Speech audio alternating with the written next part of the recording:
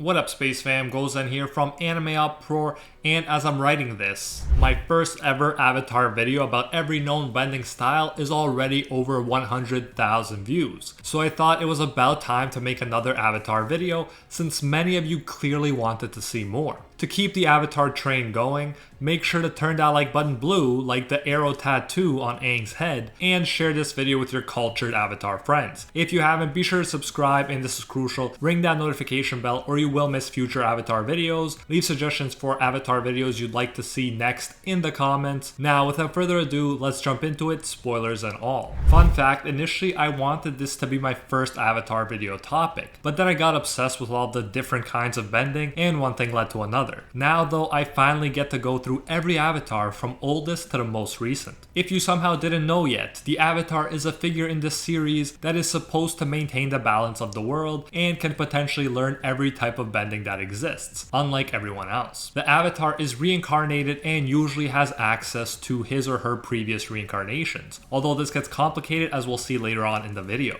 There have been countless avatars, and we don't know enough about all of them to talk about them here. So again, this video is focused on the ones we know enough about to talk about. Now let's start with the first ever avatar, Juan, who existed around 10,000 years before Korra's time. In Juan's time, people lived on different lion turtles, who could temporarily let people borrow the power of the elements. The world was also overrun by spirits, so the lion turtles helped to keep the relatively weak humans safe. Juan was from the fire lion turtle, who initially gave him the ability to firebend. At first, like the others, he used it as simply a tool, but after living with the spirits, he developed the dancing dragon firebending form by copying the motion of a dragon, and firebending eventually became an extension of his body. Unlike those before him, Juan mastered higher level firebending moves like summoning greater amounts of fire, redirecting an enemy's fire back at them, deflecting fire, and using it like a jetpack. Firebending remained his preferred element of choice. However, he did go to other lion turtles in order to gain the power of the other elements. He learned how to launch air blasts and create an air cloud for transportation with airbending, how to launch water and use it like a whip with waterbending, and how to launch boulders and launch himself into the air with earthbending. He could only use the elements one at a time though, until he permanently fused his soul with Rava, the spirit of light and peace,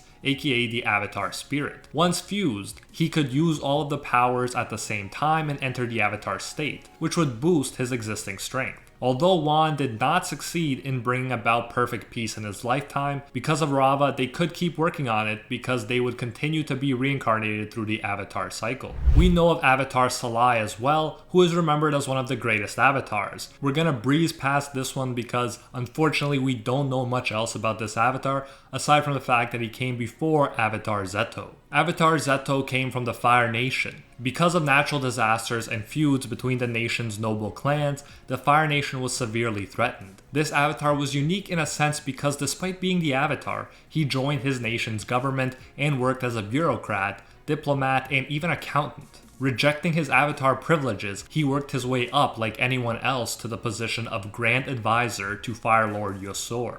Whereas the Fire Nation had to be nerfed later on. At this point, this avatar decided that he needed to help save it. We don't see much of this avatar's powers, although in a spiritual vision, Aang did see him in avatar mode lava bending the magma from, get this, 4 volcanoes. So you know he was a force to be reckoned with. He just might hold the record for being the most overpowered accountant of all time. Right after Zeto, we get Air Nomad avatar Yang Chen, aka the Great Yang Chen. She died about 345 years before the Fire Nation wiped out the Air Nomads. Yang Chen was pretty Machiavellian for an Air Nomad avatar. Usually Air Nomads would be pacifists, aka people who believe that war, violence, killing, and so on are unjustifiable. And they also taught detachment from the physical realm. But Yang Chen, despite being an Air Nomad, was against this type of philosophy for the Avatar. In her view, the Avatar had to devote themselves to the physical world and do everything within their power to maintain balance, even if that meant killing, as she told Aang in The Last Airbender. On a side note, it is cool seeing different Avatar reincarnations and how they can vary in their philosophies. Aang did not sacrifice his own spiritual needs by killing Ozai,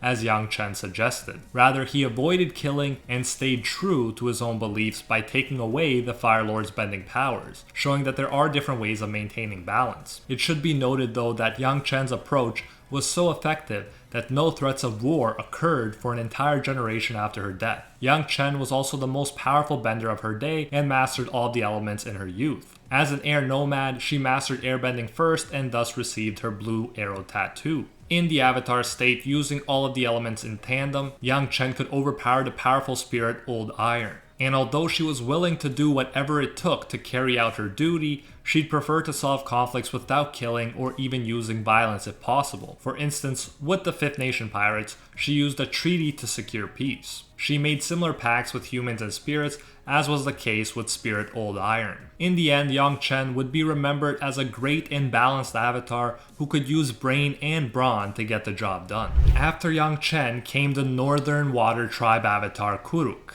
He was born 345 years before the Fire Nation wiped out the Air Nomads and lived for 33 years. One of the cool things about Kuruk is that, like Uncle Iroh, he was into Pai Sho, the chess of the Avatar world. After he mastered all of the elements, he continued to ask his surprise companions for more bending training because, like a Pai Sho Grandmaster, he realized that learning never stopped and that his skills could keep growing with constant challenges. Once, after he mastered all the elements, he went to an uninhabited island where Avatar Yang Chen waterbended for the first time, so that he could learn to control the Avatar state. He accidentally ended up destroying the entire island when he entered the Avatar state for the first time. Things took an especially dark turn for Kuruk after he visited the spirit world and encountered a dark spirit. He'd go on to fight many dark spirits and he would lose his own vitality in the process and fall into a deep depression. When he destroyed dark spirits, it was causing damage to his own spirit. Kuruk kept this stuff secret, so to the outside world,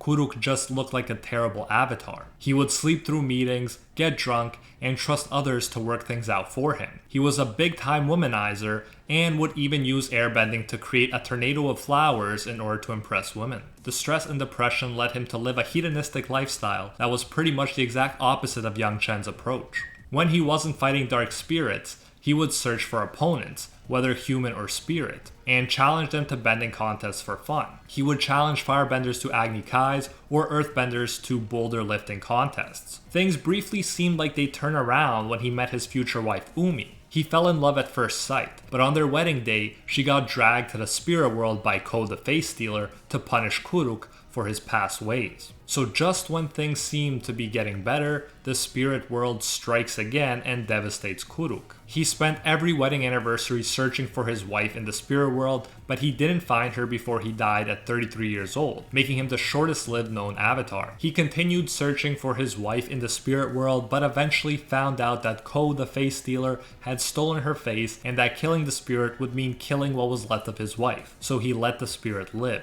This dude is considered to be the worst of avatars because even though Yang Chen did such a good job and paved the way for peace so well, Kuruk neglected his avatar duties in the real world and it led to many political problems after his death. His life spiraled out of control, but Kuruk was very gifted. No bender could beat him in sparring matches. He was considered to be the greatest Pai Sho player of all time, showing that he wasn't just strong but smart too. He was considered to be the best hunter ever, and he used his skills to kill powerful dark spirit after powerful dark spirit. He even damaged the strongest spirit he faced, Father Glowworm, enough so that this spirit couldn't cause any more damage for a good while afterwards. Kuruk was so talented he practically excelled at anything he took seriously. He may be remembered as one of the worst avatars, but he was one of the most interesting ones, and he illustrated just how human and flawed the avatar could truly be. After him came Avatar Kyoshi, who was born 312 years before the Fire Nation wiped out the Air Nomads. While Kuruk only lived to be 33 years old, Kyoshi lived to be 230 years old, which is pretty shocking. She was born to the Earth Kingdom and she grew to be extremely tall. Ironically, Kyoshi was born to criminals, including a runaway air nomad nun named Jessa and a thief from a poor Earth Kingdom family of actors named Hark. While her signature gold headdress and metal fans are from her mother, her signature makeup comes from her father's face paint. Interestingly enough, no one knew she was the Avatar until she was 16. Her parents had abandoned her, which led to periods of starvation, and later she even worked as a servant. Very humble beginnings for an Avatar indeed. As an Avatar, Kyoshi could obviously bend all four elements and enter the Avatar state. She started out as an earthbender rather than an airbender like her mother. Curiously, she was initially able to bend large amounts of earth, but not small amounts, which is the opposite of how it usually works. Obviously though, she would go on to improve her earthbending skills. She could breathe fire and she would use her mother's metal fans to enhance her airbending. She was good enough at waterbending to raise ships and then freeze them in ice. She was an absolute beast strength-wise. She could lift a grown man with one hand even as a teenager. Combine that raw strength with her mastery over Tessenjutsu, aka the martial art of fighting with fans, and you got yourself a deadly fighter, even before you add in all of the elements and avatar powers. Kyoshi was willing to kill people to maintain peace, and she tended to send them dropping to their doom. In one instance, she came up against Chin the Conqueror, who wanted to conquer the continent, including the peninsula where Kyoshi lived. Kyoshi did the unthinkable. She used earth and lava bending to separate the peninsula from the mainland, and then used airbending to move the newly created island. I don't think I've seen anything more impressive in this series than this. I love lava bending, a very rare and OP subskill of earthbending, and it's awesome that Kyoshi knew how to use it. Chin the Conqueror and Warlord happened to fall off a cliff as a result of the Avatar's actions. However, Kyoshi said she would have killed him directly if she needed to. She also learned about the secret of immortality from Lao Ge, which allowed her to reconstruct a deteriorating body over and over again. Thus, she seems to have used his secrets to maintain her appearance and to live for 230 years. In her lifetime, Kyoshi created the Kyoshi Warriors and the Dai Li, historically significant groups that would continue to exist long after her death, although she did regret forming the Dai Li because of how corrupt they became. In conclusion, she started from the bottom and became an extremely powerful and mostly well-remembered avatar who had mastery over the elements. New lava bending, new martial arts, had one of the most unique looks of any avatar, and was more than willing to kill someone if she deemed it necessary. Obviously, there is more that I could say about the details of her life, but this is an overview video of each avatar, so I'll be moving on. If you do want a more in-depth video breakdown about a specific avatar, just let me know in the comments. After Kyoshi came the Fire Nation avatar Roku. He was born 82 years before the Fire Nation wiped out the air nomads. If Kyoshi was in his position, she probably would have killed Lord Sozin before he could start the 100-Year War. But Sozin lacked the decisiveness and deeply regretted it. From the afterlife, he went on to help Aang, his successor, in the hopes that Aang could right his wrongs. By 28 years old, Roku had mastered all 4 elements and was able to control the Avatar state. He would live to be 70 years old. Avatar Roku could also lava bend, and he had insane control of his bending. He could melt people's chains without harming them at all. He could also use an airbender glider like Aang, create tornadoes that let him fly, and create large air barriers that could cover an entire village. He could also tunnel through the ground like a skilled earthbender and move large quantities of water. Roku was strong enough to easily overpower Fire Lord Sozin in a fair fight. He probably could have handled an erupting volcano too if it wasn't for the poisonous volcanic gases that eventually did him in. He was 70 years old at the time, and Fire Lord Sozin betrayed him after the Avatar had saved his life multiple times on the volcano. On a side note, Avatar Roku's animal guide was a dragon named Fang. Dragons are considered to be the first firebenders, and they would definitely be my animal guide of choice. In the end, like most avatars, Roku was very powerful. He single-handedly kept the skilled Fire Lord Sozin and the entire Fire Nation in check while he was alive.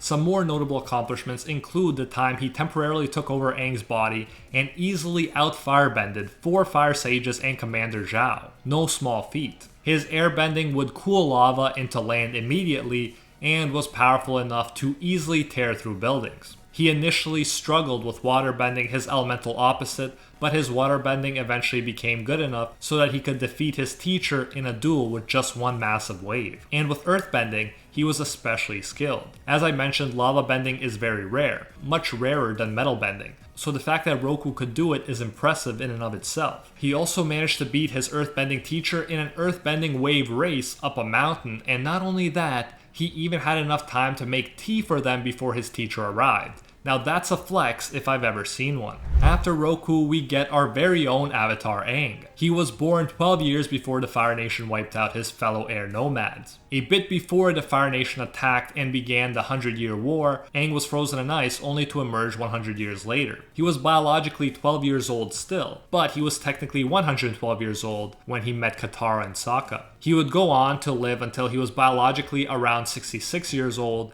although he was 166 years old chronologically. Among his notable feats, he saved the world as a 12-year-old by learning all of the elements and even energy bending in less than a year. As we saw with Kyoshi, who learned she was the Avatar at 16 years old, Aang mastered all the elements and saved the world before many Avatars even knew they were Avatars. After he defeated the leader of the strongest nation, Fire Lord Ozai, he finally began a romantic relationship with Katara, and they eventually had 3 kids: Bumi, a non-bender that would go on to develop airbending powers in Legend of Korra, Kaya, a waterbender, and Tenzin, an airbender, who would go on to keep the air nomad tradition alive by passing it on to his own children. Aang was an exceptionally gifted airbender. At age 6, he was better than airbenders twice his age. At age 10, he was better than his own airbending teachers, and at age 12, he earned his airbending tattoos and became the youngest airbending master in Nomad history up to that point. At this point, Aang had already invented the epic air scooter, which is the controlled sphere of air that he rides around throughout the series.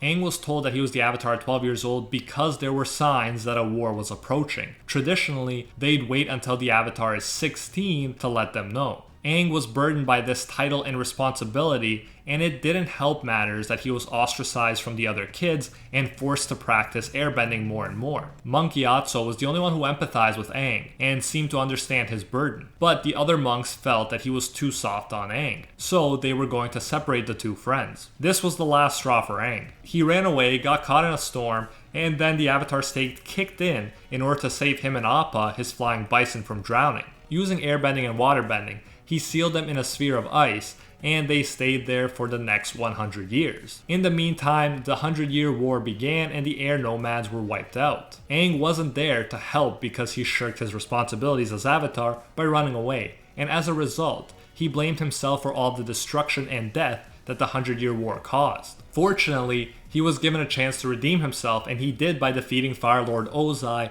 and bringing peace and justice to the world. In regards to bending subskills, Aang was the first known Avatar to use lightning redirection, a subset of firebending, and seismic sense, a subset of earthbending that allows the user to detect people's movements by sensing vibrations in the ground. He did not seem to learn lava bending, metal bending, blood bending, and so on, which in a sense is cool for other characters because it gives them a chance to surpass the Avatar in a way, which makes the story more interesting to me. It would be kind of boring if the Avatar automatically became the best lava bender, blood bender, and so on. In Legend of Korra, we do get some glimpses of adult Aang. At 40 years old, Aang stopped Yakone. Yakone was a powerful bloodbender who didn't need the full moon in order to bend blood. He used bloodbending during his trial to make everyone, including Aang, faint. Aang woke up first thanks to his Avatar state, and we saw how much his mastery over the air scooter had improved. The air scooter was much larger, Aang could stand on it rather than sit on it, kind of like a surfer, and he could easily catch up to a horse using it. Interestingly enough, it seems that in his Avatar state, even the most powerful bloodbending had no effect on him at this point, and then Aang proceeded to energy bend Yakone's abilities away.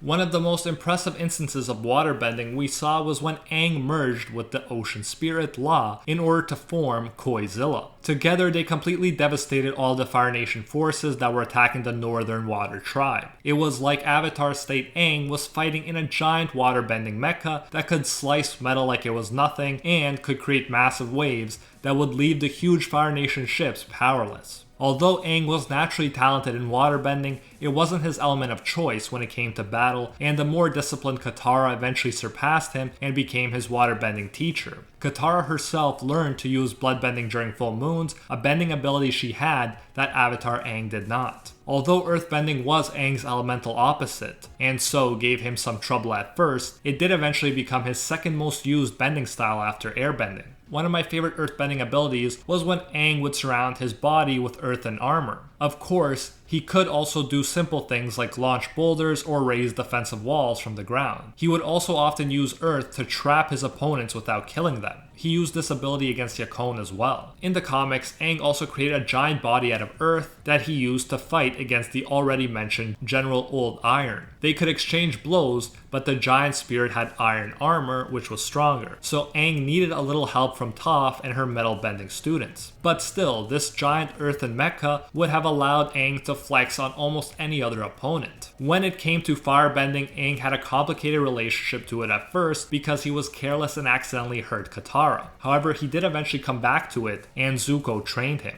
He could unleash powerful streams of fire from his mouth and arms at the same time, and while his firebending was made stronger by Sozin's comet, he succeeded in taking down a Fire Nation airship with one firebending shot. During his fight against the Fire Lord in the Avatar state, Aang could release 5 powerful streams of fire, 1 from his mouth, 2 from his arms, and 2 from his legs. He could then condense all of that firepower into a ring that circled around him. And of course, as mentioned, he learned to redirect lightning from Zuko as well, a highly advanced firebending technique. Aang was also one of the few avatars to learn and use energy bending. I briefly mentioned his energy bending, but let me go into a little more detail here. It is very dangerous because one's own life energy has to be unbendable in order to bend another's energy, or else the bender will become corrupted and possibly destroyed. Aang clearly improved his energy bending over time because his 40-year-old self could take away Yakone's bending like it was nothing, while it was portrayed as a pretty big deal when he initially used it against Fire Lord Ozai. It was also Aang's spirit that would use energy bending on Korra in order to restore her bending abilities after they were taken away through the use of bloodbending. His spirit also proceeds to transfer his knowledge of how to energy bend to Korra.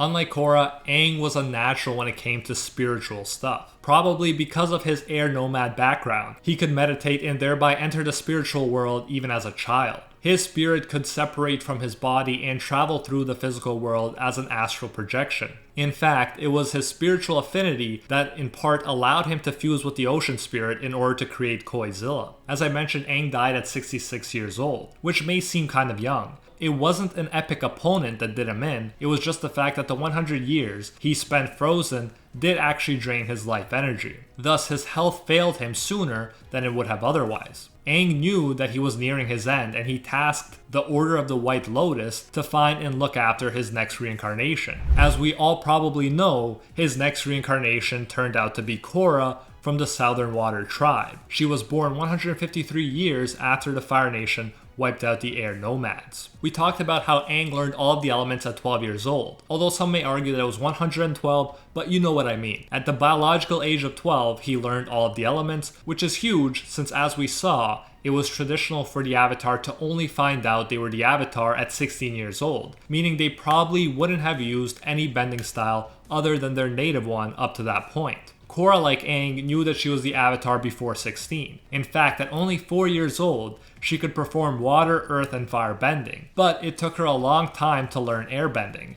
Aang's strongest bending style. According to Tenzin, Aang's airbending son, Korra had a lot of trouble with airbending because it was the most opposite to her personality. She was 17 years old when she finally learned airbending. Despite her initial trouble, Korra became quite adept at airbending over time. She learned to use a glider, to use the air scooter, and even to create air bubbles around people's heads that could provide them with oxygen and protect them from poisonous gases. It's kind of like the opposite of how Zahir could use airbending to deprive people of oxygen. Airbending eventually became Korra's second most used bending style. Waterbending, Korra's native element, was taught to her by Katara for over a decade. She can create massive waves, is well versed in water whips, and can create large ice walls as well. Korra can also draw water from thin air, not needing a pre-existing water source in order to waterbend. However, we have never seen her use the outlawed and overpowered skill of bloodbending. She did learn healing from Katara though, who was regarded as the best healer in the world. Katara also learned how to spirit bend using water,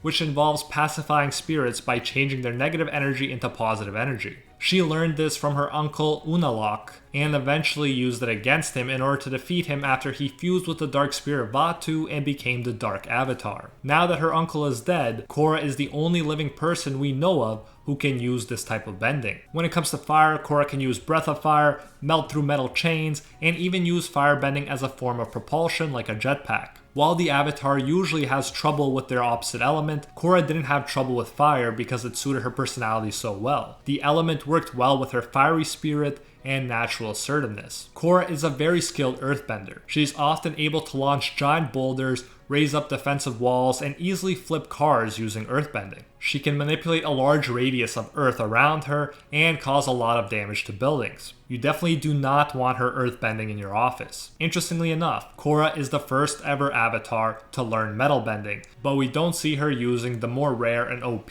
lava bending. That epic bending style is reserved for Team Avatar member Bolin. Then there's energy bending. As I mentioned, Aang restored Korra's bending abilities after they were taken away with blood bending, and at the same time he passed on to her the knowledge of energy bending. After that, she could restore other people's bending as well. Korra eventually reaches a whole other level of energy bending. She becomes able to create a huge blue astral projection of her spirit. In this form, she can launch giant energy blasts from her body that overpower the Dark Avatar. She was even able to bend water in this spirit form, though she was disconnected from her physical body. She was even able to use energy bending to protect herself and Kuvira from the spirit beam, the strongest weapon known to man. After Korra made a connection to Aang and the past avatars, she learned how to enter the avatar state at will. However, because of the damage Rava, the avatar spirit, suffered during the fight against the Dark Avatar, Korra lost her connection to all of her past lives. So, Korra and future avatars will not be able to seek guidance from the avatars of the past, which sucks big time, but at least Korra was able to eventually stop the Dark Avatar and save the world. Korra's avatar journey so far was filled with highs and lows. She fought stronger opponents than Aang, but she also started fighting those opponents at an older age. She was 17 when the series started and 21 during book 4. She lost the invaluable connection to the previous avatars, but she also decided to leave the spirit portals open, and that led to the awakening of a bunch of new airbenders, which is amazing. Aang would have been glad to see airbenders return to the world in such large numbers. She beat opponents like the scary bloodbender Amon, the spirit of darkness and chaos known as Vatu, the philosophically interesting Zahir, who learned to straight up fly, and Kuvira, the metal bending tyrant, who used some of the most dangerous weapons we've ever seen, including a giant platinum mecha and the spirit energy cannon. Each one of these opponents was insanely powerful in their own way, so you gotta give Korra the credit she deserves for being able to eventually overcome each one of them. As we saw in this video, many avatars had their low moments, as did Korra, but when push came to shove, Korra pulled through. And that is it for this video, all known avatars and their powers explained. It was quite the long one and took a bunch of work, so if you did enjoy this video and want to see more avatar videos like it, please turn that like button blue to let me know. If you haven't, be sure to subscribe, and this is crucial, ring that notification bell or you will miss future avatar videos. Let me know who your favorite avatar is in the comments below, and you can leave any suggestions you have for future videos below as well. A very special thank you goes to our patrons over on Patreon who help make videos like this one possible. First and foremost, I want to thank the patron of legend, the one acknowledged by Lord Twigo himself, Alpha, and are the 1-tier patrons, the ones who stand atop all clans: Steven Ingrata, Alola Natem, The World, Steelers, Acquire Respect, Pate Hefa, Jonathan King, Brandon Viles, Papa Smurf, Emperor Otaku, Thomas Jones, and Kinmano. And our Pro Hero tier patrons, the one and only Gilgamesh, who's the current most donated overall champion of the world, Nothing But a Fan, Jason Wilson, King Zeldris, Anatoly Kazatsky, Angel Cruz, Cricket XP, Joe Stanton, Very Gucci, Alicia Actor, Jessica Kayla Fond, Hinokami and Water, Bonnie Parks, Ruthuan De Aura, Deadly Saint, and Stern Hawkins. Thank you all so much. If you enjoy our work, you can support more of it by going over to patreon.com/AnimeUproar and becoming a patron today for as little as $1. If you do so, you'll get your name featured in future videos alongside these amazing people right here, and you'll even get access to our private patron-only Discord, where we talk about anime life and of course dank memes. So check out patreon.com/AnimeUproar, link in the description if you're interested. You can also now join the YouTube channel by clicking that blue join button next to the subscribe button that you've hopefully already destroyed. So yeah, you can support more content that way if you prefer. Whichever way you choose to support us, you can get the same great benefits. Thanks again, and until next time, see ya, Space Cowboys!